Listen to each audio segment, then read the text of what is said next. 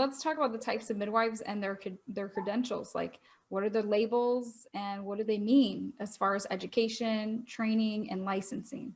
Because I know this is a big one that I didn't know anything about. I thought I knew, but I had no idea. So I think this is a huge topic that everybody needs to hear about.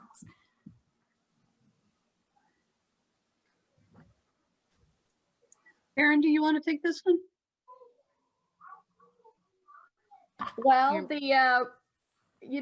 there's three kinds, and there's of course, the highest level in the U.S. is the certified nurse midwife, who first gets a nursing degree, and then the CNM credential is postgraduate. So it is graduate school. So, and they have many hours of clinical, and of course they had their clinicals during nursing. So they're the ones with the medical background, and they are very well trained. And most in the US do work with OB. They have OB backup, and they're the only kind of midwives that have privileges in the hospital. The other kinds that we have in the US are the lowest level is the CPM, which somehow they realized what a great scam they could run by saying that they were a certified professional midwife, because it has professional in the name. So you automatically think, like you did, Danielle, and others say, hey, yeah, they're a professional. When in fact, it really is the lowest quality. They just only recently required a high school graduate. They have some of their own colleges, but they've just learned the most nonsensical stuff that I think I saw a curriculum, and it really is just nonsense. I mean, like essential oils, or right, yeah, like essential oil. I mean, that's even the spending. You could even say, well, they learned something about essential oils, but other stuff is really completely nonsensical. And the certified midwife, I believe, is a path that is still a graduate path, that they just, like, I have a bachelor's already, so if I could get admitted to the program, we even have a program. Well, no, that's not, we have this, but if we would have a program at our graduate nursing school here, then I would be a CM, because was not a nurse. I took a different route. And those, and then to complicate the matter, some states require licenses, and then some states do not. And the only thing that you can, and only the nurses have any kind of risk level, according that you could report to the nursing board. So that is why it's so confusing. Is there you got the three levels, and there's even lay people that don't have anything.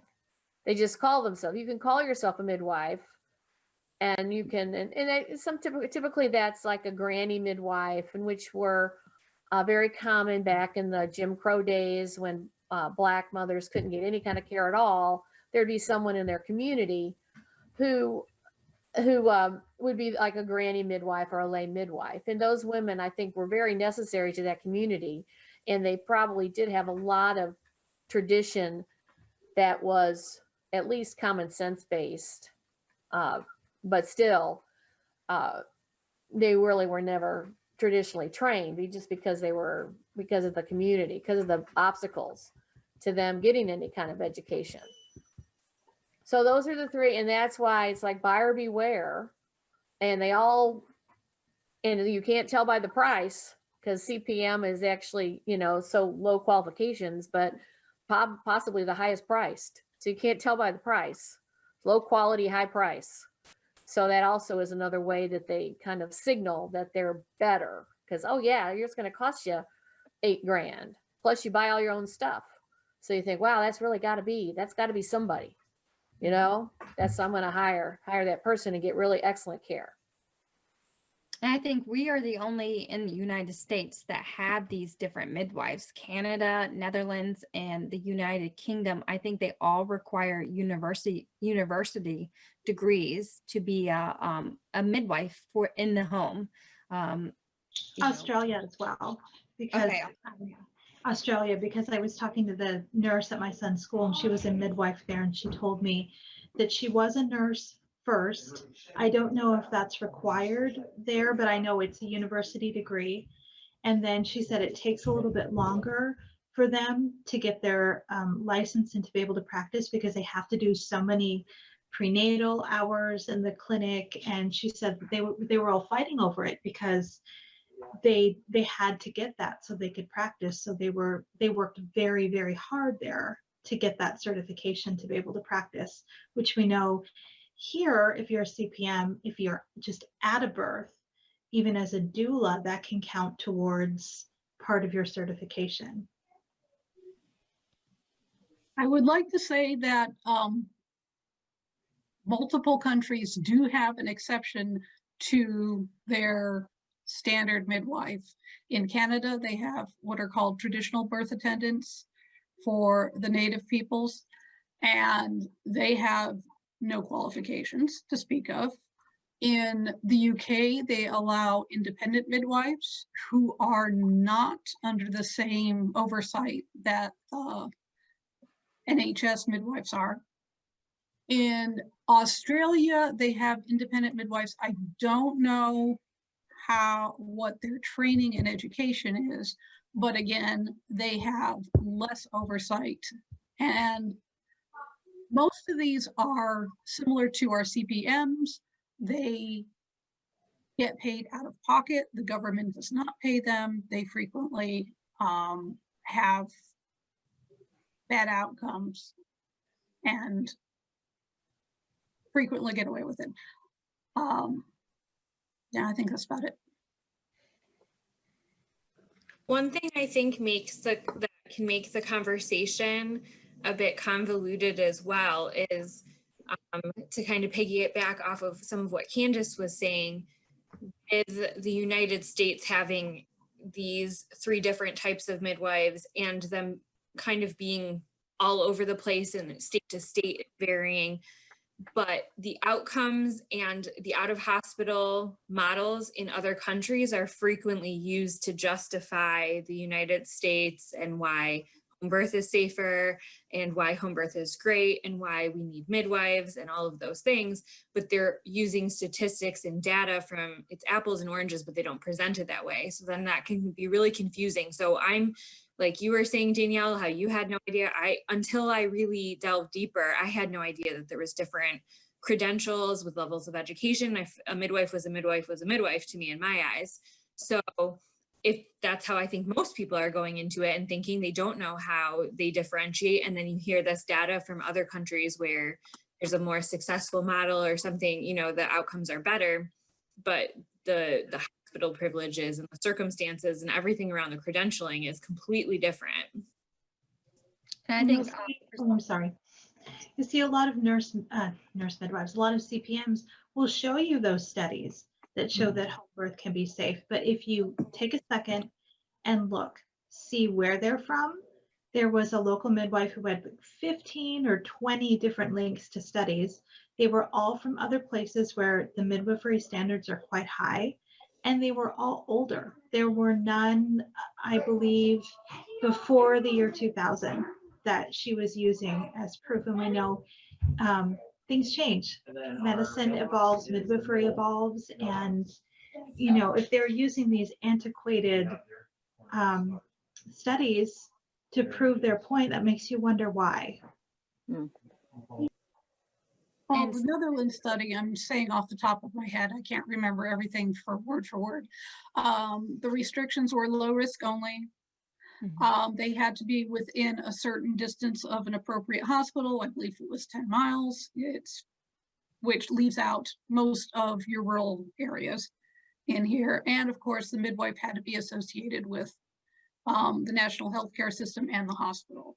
So those 3 things right there would basically, a CPM can't do any of them. They're not associated with a hospital. They frequently attend births far away from any appropriate transfer hospital. It's not even the same thing. And I know one of the things that one of the checklists, because I had a friend in Australia who wanted to do a VBAC, and because the midwives that she was seeing did offer home births, she thought, oh, that sounds wonderful. So they actually sat her down and they said, they gave her the reasons why she wouldn't qualify for it. You know, okay, single baby, yes, under a certain age for mother, low risk. You're not low risk because you're a VBAC. It's not safe. They were telling her, and they just sat her down and told her why, but they still did them. So a good midwife would risk you out of care. But they gave her a whole list of all these other things. Like, I know that their ambulance for where she lives, it's a dedicated ambulance service that would be just for home births. So that's another thing. Like out here where I am, the midwife says, oh, the helicopter will just pick you up. Well, helicopter's not coming to my neighborhood. To be able to be transported, you would have to go in an ambulance to a school playground where the helicopter would land to pick you up.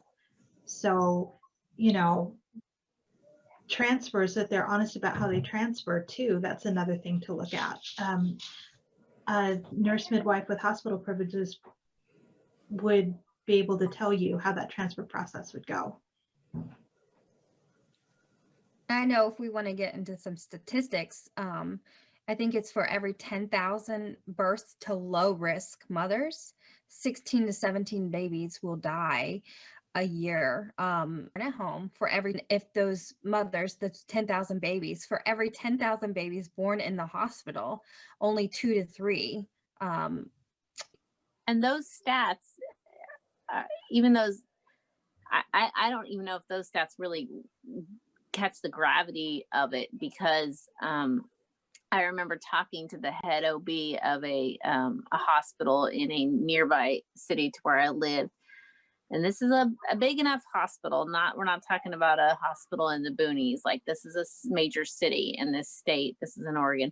And she said she had never in her career, and she was in her late 50s at least. Yeah.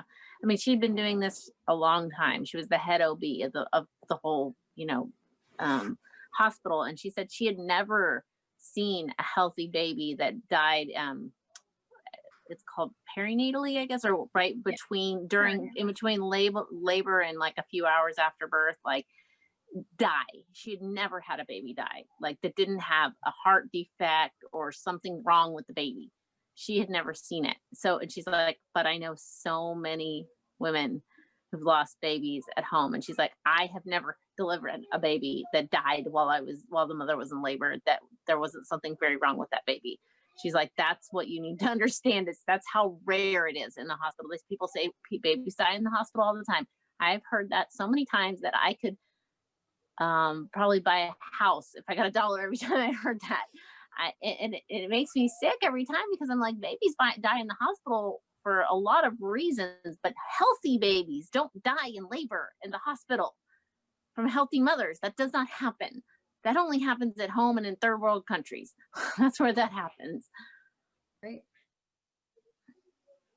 So let's talk about, let's go back over to training and education. So we know that we have a nurse midwife, that she has to have the proper education to even be called a nurse. So we already know she has to go to college.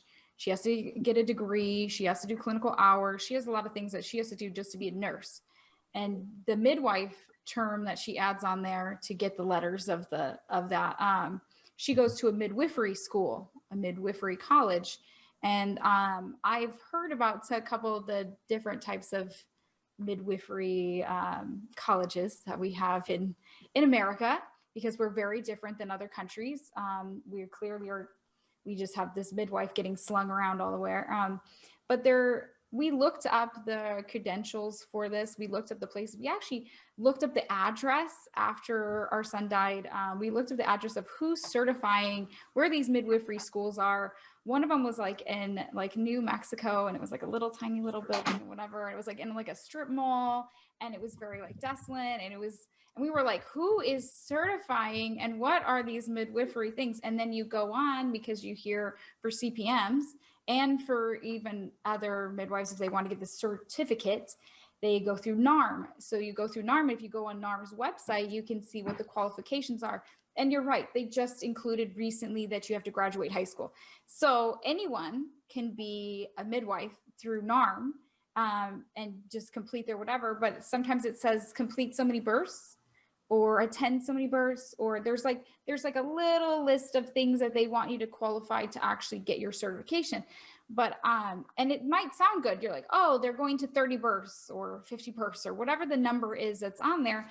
But as it turns out, these midwives all know each other, and these people all know each other, and since there's nobody over them, they're literally, you going to a birth and they're being like, well, I'll sign off that you did 5 births, or hey, you know what, don't do your 50 births, I'll sign off because I'm a midwife and I want to use you as my assistant, so here, let me sign off, whatever. So that was another thing, is that they're not actually going through a like a college thing where you're taking a course and here's your thing and you're studying and you're getting checked. They're actually being signed off by other people, not medical people, but other people are just checking them off and saying, there you are, here's your certification. And I did not know that. You would think that if they're going through this midwifery thing, that they would have to do some type of schooling, some type of education, they would have to be hands-on, there would be something, but there's not really. If you actually look on, like, anybody can look on the website, if you actually look at their stuff, it's so vague. And there's so many things that you could see, like how you can just totally get around it and just go pay the money and that kind of thing. Which, by the way, when I was in the hospital and my son had died, my midwife was going to get her recertification. She went to the place that's right here locally in town, and the midwives were all getting together to recertify. They were doing their testing together. So I can only imagine, since you normally in college, when you do exams, they are there, you are making sure, even if you do online, they're making sure this comes from you. You're not getting, somebody else isn't doing your work. I'm just imagining that they're all sitting around and going to, that kind of thing. They're all giving the answers, reading it off, talking, whatever, that kind of thing. So that's what I imagine. I don't know, but looking at their qualifications from what a CPM is and to what a nurse midwife, they're so far apart. They're not anywhere near each other. But when you see CPM, just like you see any different type of doctors, they have letters after their name. You believe it. You think this is real. So that's what I like to go off on that, because I'm like, it's not real training. It's not real. Well, one of the problems they have is the preceptor problem, because when you go through a nursing program or you go through your CNM program, you are going to be exposed to a lot of different people who teach you things, and they're going to have other people looking over their shoulders at the job they're doing too. Now, when you're going through the CPM process, you may be exposed to 1, 2, 3 practicing midwives, well, CPMs, not midwives. And you will learn exactly what they know, and you will be ignorant in exactly the same ways they are. So it's really hard to say that there's any kind of equivalence, because no one's really making sure that a CPM knows what they, in theory, are supposed to. Oh, my next thing, since we talked about this of the levels, when you're a CPM and you get your certification, so we know kind of what happens, whatever, with doctors and nurses, what happens when you get a certificate? They're getting a certificate that they paid for, but if anything happens, they get to keep their certificate. It doesn't get revoked. It doesn't anything. If you actually were to go through NARM, you'd actually find out that they've only actually taken away maybe like a couple of all their existence of being NARM. So we don't actually have a good, I guess, a good group for midwives, because it's like the midwives are not really, they're not part of the nursing. They're not part of the medical. They're kind of just out on their own. They're deeming themselves whatever title that they want to. They're getting certifications to say, look, I'm a midwife, but you don't know what that means. And then in certain states, we're licensing them. Now, in certain states, it might be better that we're licensing. There you go. That it's like we have nurse and midwives. Of course, they're going to be licensed. They're a nurse midwife. But when we're licensing CPMs and lay midwives, what qualifications do they What did they have to be able to, here's a license. Now you are licensed in our state. You know what I mean? They pay a fee, and every state's different, but they're supposed to be being able to be held accountable. Like in Texas, where I lived when my baby died, my midwife is licensed through the state, and under the I don't even know what it was under. I don't remember, under one branch or another. And it was a branch that really has nothing to do with anything. Midwifery was kind of stuck on this place. They're like, here, we'll stick this here, and we'll just let them kind of govern themselves. So the requirements were that the board had to have one OB on it and one like person from the a community person who was not a medical person, and then 4 midwives. The OB on when I filed my complaint recused herself, because after my birth, my midwife, I didn't go to her for postpartum care, of course, and I needed a postpartum check because at 6 weeks after I gave birth, I needed to be seen to make sure everything was okay, like you do. And I called the only OB in town that I knew that was midwife friendly, because I was told, and I didn't want to have to explain, I just lost my baby at a home birth, because I was still very deep in trauma of it. And like, I didn't want to explain that to a doctor who was going to go, well, that was your own stupid fault, you know?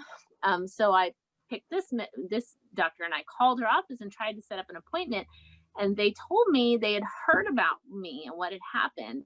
And they heard that I had filed a complaint, and I had already filed a complaint at that point with the board. And so they said, Dr. Sebastian is her name. Dr. Sebastian is not, she's on the board, so she won't see you as a patient. And I'm like, oh, so I can't get postpartum care from her? And they said no.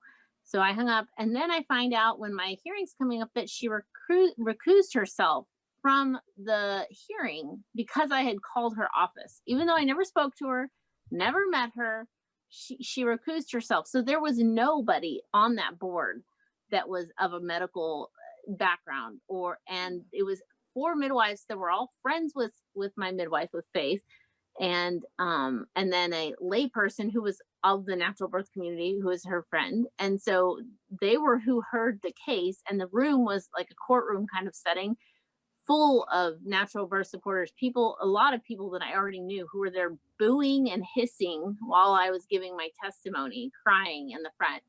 They were horrible. And these people like told me, you know, babies, the midwife, like up there on these people up on the stand, they were like, babies die in hospitals too. I'm like, seriously, they're telling me this up there. And I'm like, I'm trying to tell you about medical malpractice, and you're telling me babies die in the hospital too. What, that wouldn't happen at like a nursing board meeting. If a nurse was had a complaint, do you think that would happen in a nursing board? It wouldn't be her friends overseeing her. They wouldn't be chastising the parent who was complaining. There wouldn't be booing and hissing in the background while these parents are trying to tell what happened. And there would darn sure be medical professionals there who could judge the case to see if it was medically what had happened. But none of that was the case with my state board. Well, let's go another angle of this, because we're in with the credentials and all that stuff. Let's talk about malpractice insurance. So we know that doctors and nurses carry malpractice insurance, but what about the different types of midwives? Do they carry insurance? No, they do not. Not in Texas. I think somebody told me that in Florida, it's a state law that they have to carry malpractice insurance, but I think that's the only state. Indiana require it too? Oh, I don't know. I know there's one other state, and someone had said Washington. Washington does not require it. No, because I lived in Oregon, which is right across the border, and no. Mm-mm. Yeah, and I'm in Washington, and the midwives will even say straight up on their website, it is cost prohibitive for me to carry malpractice insurance. Yeah, which is a lie. Right. Because they make so much money, and because of the volume of their practice, they probably could get a policy that would cover them for, heck, I can get a policy in case I have malpractice in the chemistry lab. Mhm. you know, that, you know, I could get it because it doesn't hardly have, you know, you could say, well, the actual statistics and, you know, they could get it. I think someone has looked it up. It's like $5,000. It's the cost of one birth, maybe A two year, yeah. births. And it's just a big scam. What they do is grooming. And then they have their little saying, birth is as safe as life gets. So that's, and then they don't keep records and lie. So that's the whole, that's their policy. That's their malpractice policy right there. Grooming, lying, and on the records, and if anything happens, And if all else fails, they move assets out of their names into their children's names, That's right. which is what I've seen. right, multiple because happen. So. right, Sarah, who lost her baby in Michigan, won. She decided on principle. She and her husband sued and won $5 million. And I did want to, maybe we could talk about specific cases later or something, but I wondered if we could find out if those midwives, they made themselves judgment proof, but I believe one is still practicing, maybe even both of them. It's just horrible. You know, they just went ahead and paid for themselves, you know, paid because they just wanted to win on the principle, and they did, and they got a lot of they got publicity, which is what they wanted. And I couldn't get that. I tried, but in Texas, she didn't have malpractice insurance. And in Texas, there's a law that if a baby doesn't breathe, that you can't file for wrongful death because they were not alive, is the way that the Texas law works. So I called every malpractice lawyer in my state, and they said they wouldn't take the case because they could not, there wasn't enough money in it. If you can't file wrongful death, at least you can't, there's not enough money to pay the cost of the court fees for taking her to court for pain and suffering for the parents or whatever. Yeah, so they just wouldn't do it. Right. This was a different state, and he did live for a few days. Yeah. So yeah, in a different state, and whether, you know, whether they got a raid on their lawyer fee, I don't, you know, they never shared that, but they did win. But that's not a route that open to very many at all. No, it's a very rare scenario that anyone would win a lawsuit against a midwife. Sometimes they settle.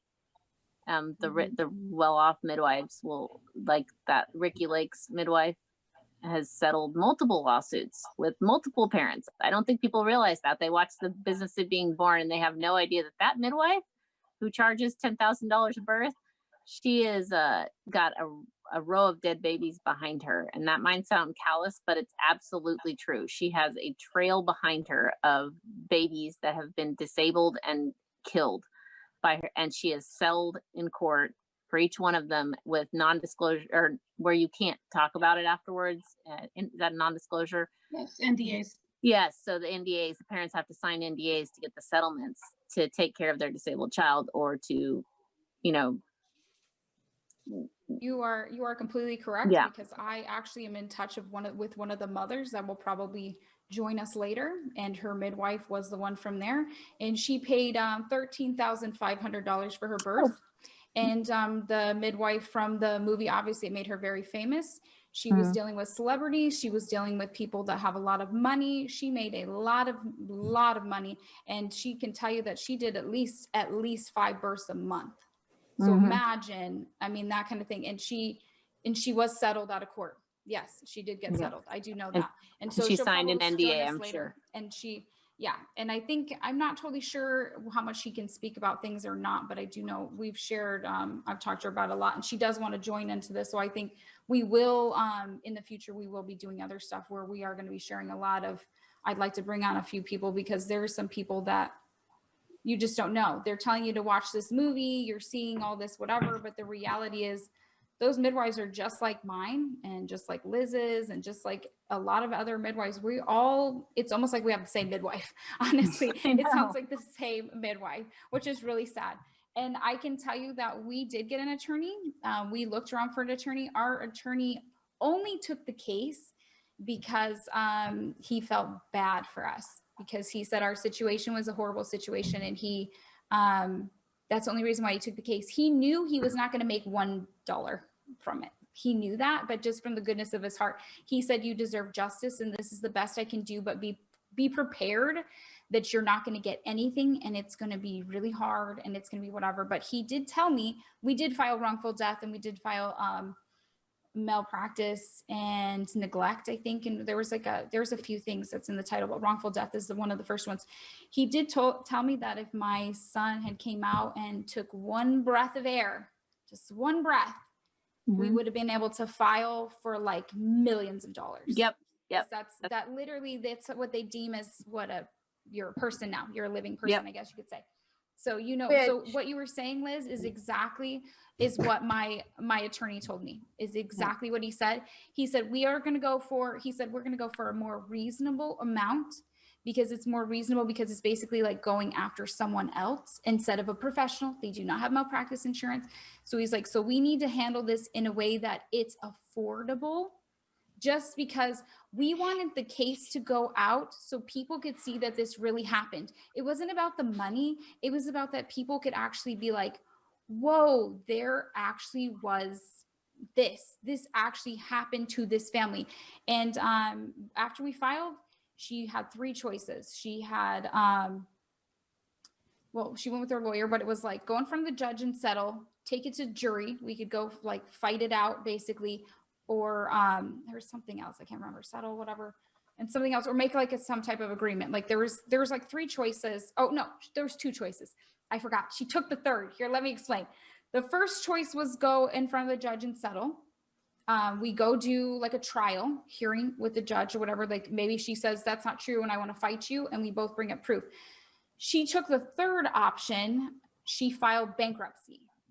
And since she filed bankruptcy, we did not get our day in court. We did not have to do anything. I didn't get to show anyone anything. The most I have from that is that I can prove that, because you can look up anybody files, like it's public knowledge, is that I can show you she did file for bankruptcy. And actually the lawyers of Nevada wrote about us and said, this is what happened, this is whatever. And to get out of going to court, she filed for bankruptcy because she didn't want her face in the newspapers, because that's literally what it was. She did that because we would have had proof to be like, you did wrong. But to get out of that, she, totally. Right. And, to think cynically about it, I believe that really that one breath is why midwives, they know, they take that last intermittent reading. They can't, the heartbeat's barely there, and they take no action because it is better for them if the baby is dead, born dead. It's just, so I really do believe that, especially people like Lisa Barrett in Australia, I'm sure she knows that, okay, it's going to be better for me.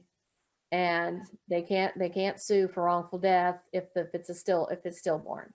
Yeah, some of those midwives that have had the trail behind them, those midwives. I don't believe that with my midwife. She was absolutely shocked when Aquila came out dead. Like, she was beside herself, and she kept saying, "I can't believe it happened again. I can't believe it happened again."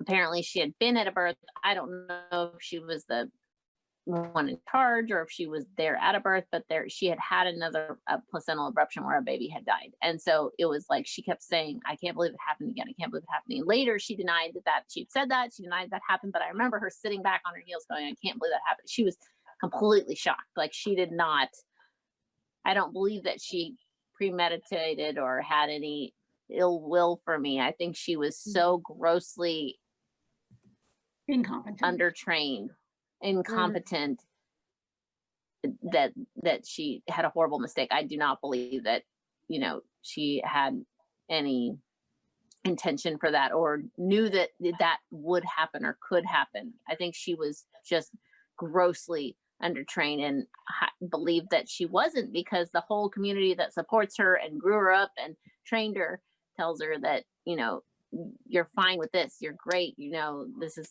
good, this is safe, this is right. I think she was almost as duped as I was, you know. And then that same community surrounds her and tells her, you have to say that she didn't want to transfer, you have to do. That's when the duplicity started, the trying to cover her butt. And I believe it was all those other midwives who've been through it before going, here's what you need to do, here's what you need to do, here's what you need to do, because that was not how she was before.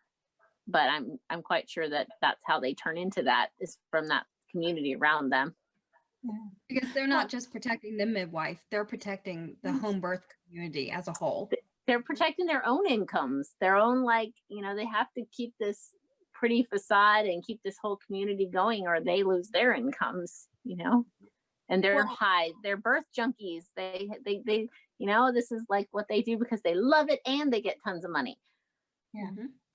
Well, one of the things that you will hear in birth story after birth story when there's a loss or an injury is a unexpected, unpredictable, rare or very rare event happened.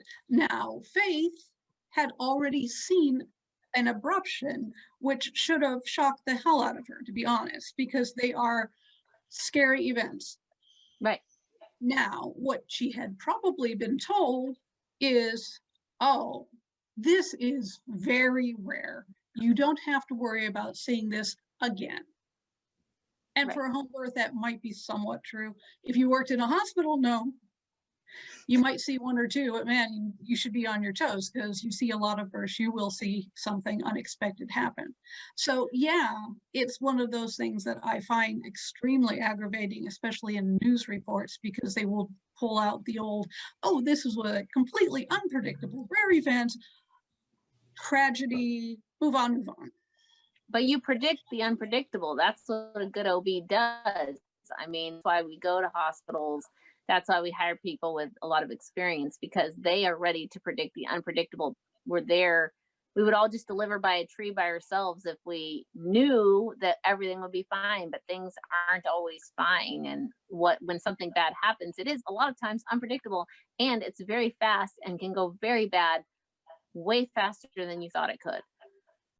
Right. And they have these nurses and these protocols there in the hospital, right there, especially in labor and delivery. So a shoulder dystocia is right there, a push of a button, and they know the protocol for that right away. We have multiple people, not just the or a midwife. hemorrhage. They have like charts on the wall that have the hemorrhage, step 1, step 2, step 3, step 4, and then they have a cart with like everything they need for a mom that's hemorrhaging. It's like your midwife might have a syringe of Pitocin in her bag if you're lucky.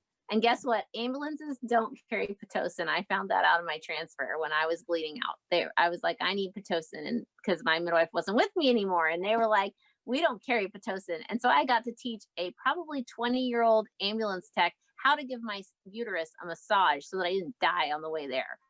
And I was like, push hard. And he's like, and I'm like, push hard on, I don't want to die. Like, and it's like, they don't have Pitocin, and your midwife might not have Pitocin, and your best bet is somebody, you know, treating your uterus like a bread, and that's it. And that's a huge misconception too, as far as ambulances. They don't have the training. I mean, they're just there to transfer you. They're a great asset to the medical community, but they're just there to transfer. They don't have specialized training for a lot or of these equipment. Especially for birthing mothers or somebody who's transferring that's just given birth. So that's something else to take into consideration as well. They can handle a heart attack and get you to the hospital as fast as they can. A birthing mother or a baby, anything like that, no. And what I'm wondering about, since I'm going to switch off a little bit here, what about HIPAA? Like, we know what HIPAA is, but I didn't know what HIPAA was before any of this stuff. We know that doctors and nurses, if you know what HIPAA is, you know doctors and nurses have it, but what about midwives? Do midwives have HIPAA laws or anything over them? I filed a HIPAA complaint against my midwife because she was talking about me online and talking about my birth and saying that that I refused to transfer and that we were liars and about this and this happened at the birth. And I filed a HIPAA complaint with screenshots of the stuff that she was saying on public, YouTube and Facebook and such. And I was told by HIPAA in the response that she was not a covered entity, so they could not do anything. So midwives, not a covered entity. Midwives in a hospital are, however. Mm-hmm. And this also protects them, because when the home birth disasters go to the hospital cannot make any comment. Right. So the doctor that took care of Danielle and Gavin Michael cannot make any comment, cannot defend Danielle's position or speak out against Christy because of HIPAA. And in every other instance where a home birth disaster arrives, they're not. Now, obviously, if they're subpoenaed and to go to trial, well, yes, they can, but that's usually they cannot speak to the media, and that works in their favor. So they can say what they want, but nothing can be said about them by anybody with any credibility, because certainly they just try to blame the mother or the parents and discount everything that the grieving people say. Oh, they're grieving, oh, they had trauma, or they don't remember it. It's really a gaslighting. And you know what, that you're actually right about that, because the reason I even learned what happened, what went wrong, was my midwife posted all over Facebook about it. She posted publicly, she posted on her private page, she had other midwives involved, other big time midwives that I've never heard of. So I mean, you're talking a lot of people got involved with my birth before even my son even died.